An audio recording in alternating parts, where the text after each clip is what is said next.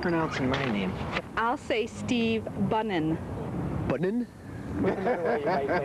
I'd say Steve Bunin. Steve Bunin. Bunin? Sports with Steve Bunin. Good luck, Steve. ABC 53 News Now. A real difference. Downs are inevitable in life. After an outstanding performance, it's not always possible to do it again. I mean, who out there really thinks Britney Spears' latest CD is as good as her first? Huh?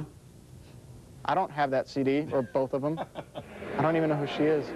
The Lugnuts were hoping to avoid a letdown at Olds Park against the Battle Cats after a 12-inning win. Will Sammy Sosa be playing in a Yankees uniform by the end of the week? George Steinbrenner, who usually spends his time in Florida counting money, made an appearance at Yankee Stadium last night, holding a closed-door meeting with Joe Torre about trading for the disgruntled Cubs slugger. This afternoon, the Yankees hosting Boston, first place in the AL East on the line. Have some butter with that lobster. Pedro Martinez on the mound for the Sox, and he pitched pretty well. 6 innings, 6 hits, giving up just 1 run and striking out 7.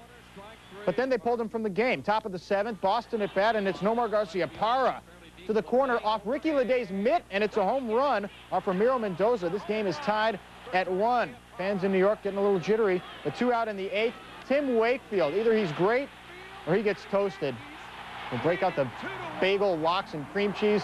Strawberry jelly, too. Tino Martinez, it's bar mitzvah time. 3rd deck. That's a game winner. 2-1, the Yankees over the Sox.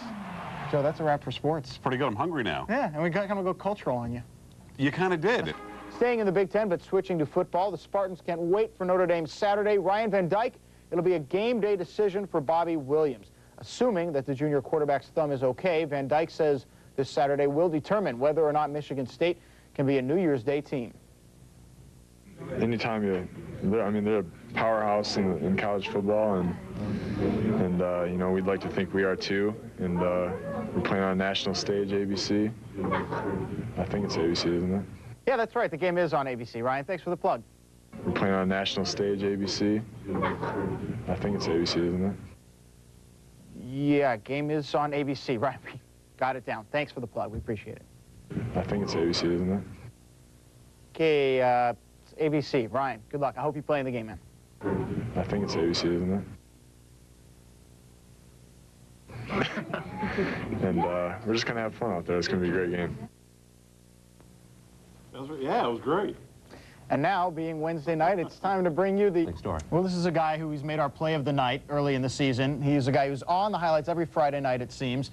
But tonight he is in the news for much different reasons. Scott, early Sunday morning, about 5 a.m., Charles Ford was finishing up packing for a trip. He thought about catching a few more Z's before dawn, but decided instead to check in on his son asleep on the living room couch. About 15 minutes later, 17-year-old Kevin Ford, one of the best running backs in all of mid-Michigan, went into a seizure. There was a hemorrhage in his brain. I said, I'm going to go out and spend, just be out there with him and watch some television. Well, about 15 minutes after I was out there was when the first seizure hit. 3 nights ago, Kevin Ford rushed for 109 yards and 3 touchdowns against Everett. It was a typical Friday night performance by the Sexton High School senior, who's already been offered a full scholarship by Indiana University. He had a great year going right now, but I know it's been disappointing. He's mentioned it a couple of times that he may not be able to play this year. Kevin's one of those players that thinks that he's letting his team down. Somehow he wants to get out there and help his team win some more football games. Kevin Ford is used to having the fastest feet on a football field. Now lying on his back at the intensive care unit at Sparrow Hospital, Kevin and his family are wondering if he'll ever play football again. This year's season is pretty much done. As far as the future is concerned, the doctors let us know that he wants us to make a rational decision. This is not the day to make that decision, and we definitely agree with that. The Fords know Kevin is lucky to be alive tonight. He's also lucky to have an entire community supporting him. Players and coaches from Eastern High, Everett, Grand Ledge, and next week's opponent, Holt High School, have all come to visit. I talked to my captains about it today, and they all wanted to hop in the car with us after practice and come up and wish him well. He and his family well. The thing about it is, we might play each other, but we're all one big family.